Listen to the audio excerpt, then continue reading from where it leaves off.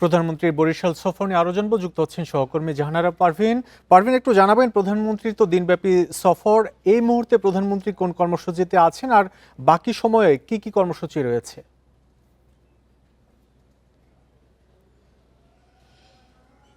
শরীফ, আজকে প্রধানমন্ত্রী বরিশালে মূলত ৩টি কর্মসূচি নিয়ে এসছেন।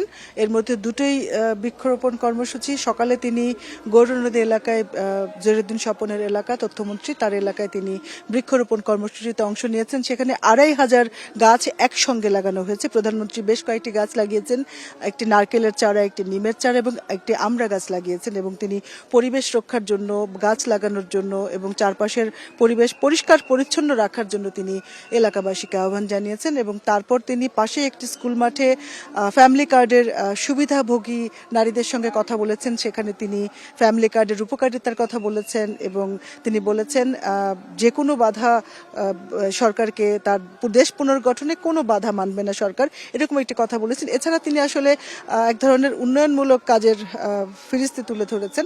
এখন প্রধানমন্ত্রী দুপুর ১টায় তার তৃতীয় যে শিডিউল, বরিশাল সিটি কর্পোরেশনের পাশে ৩০ গোডাউন বধ্যভূমিতে বৃক্ষরোপণ কর্মসূচিতে অংশ নেবেন প্রধানমন্ত্রী তারেক রহমান।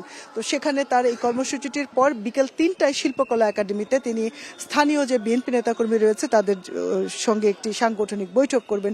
এই হচ্ছে প্রধানমন্ত্রীর আজকের 4টি কর্মসূচি। আর যেটা আমরা দেখতে পাচ্ছি, বরিশাল শহরে কোনো তার বক্তব্যে আর কি কি বিষয় তুলে ধরেছেন তিনি? আশা উপলক্ষে নগরে যেন বিঘ্ন না হয়।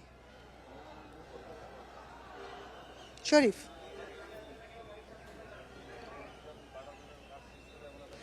বরিশাল শহরে আসার পরে আমরা যেটা দেখতে পাচ্ছি, প্রধানমন্ত্রীর আসার পর এই শহরের যে স্বাভাবিক জীবনযাত্রায় কোনো ব্যাঘ্ন ঘটেনি এবং তিনি বলেছেন কোনো ব্যানার ফেস্টুন যেন কোথাও না থাকে। এবং এই বরিশালবাসীর যে দাবি, বরিশাল থেকে কুয়াকাটা পর্যন্ত ৬ লেনের সড়ক চাই বরিশালবাসী। হয়তো বিকেলে যে সাংগঠনিক সভা হবে সেখানে সেই দাবিটা বরিশালবাসীর পক্ষ থেকে নেতারা তুলবেন।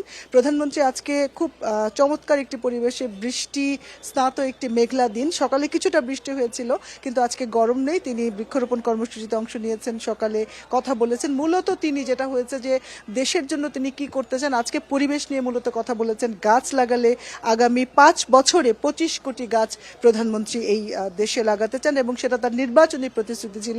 এবং আজকে ২৫০০ গাছ তার উপস্থিতিতে একই সঙ্গে আরও অনেকে ছিলেন, তারা লাগিয়েছে। তিনি বেশ কয়েকটি গাছের চারা লাগিয়েছেন। মূলত প্রধানমন্ত্রী ফ্যামিলি কার্ড যখন দেওয়া হয়, ফ্যামিলি কার্ডের ভুক্ত উপকারভোগী মানুষেরা, নারীরা যখন ছিলেন, তাদের কাছে তিনি বলেছেন যে এর আগে বেগম খালেদা জিয়া উচ্চ মাধ্যমিক পর্যন্ত মেয়েদের শিক্ষা মওকুফ করেছেন, বিনা টাকায় তারা পড়তে পারবে, এখন অনার্স পর্যন্ত মওকুফ করা হবে, সেরকম ঘোষণা দিয়েছেন। মূলত উন্নয়নমূলক কথা বলেছেন, মানুষকে পরিবেশ রক্ষায় আহ্বান। যে আজকের প্রধানমন্ত্রীর কথা মূলত বৃক্ষ, পরিবেশ, এই বিষয়ক। শরীফ, রাজনীতির বাইরে গিয়ে পরিবেশ বান্ধব বক্তব্য রেখেছেন প্রধানমন্ত্রী তারেক রহমান। জাহানারা পারভিন, আপনাকে অনেক ধন্যবাদ আমাদের সাথে যুক্ত হওয়ার জন্য।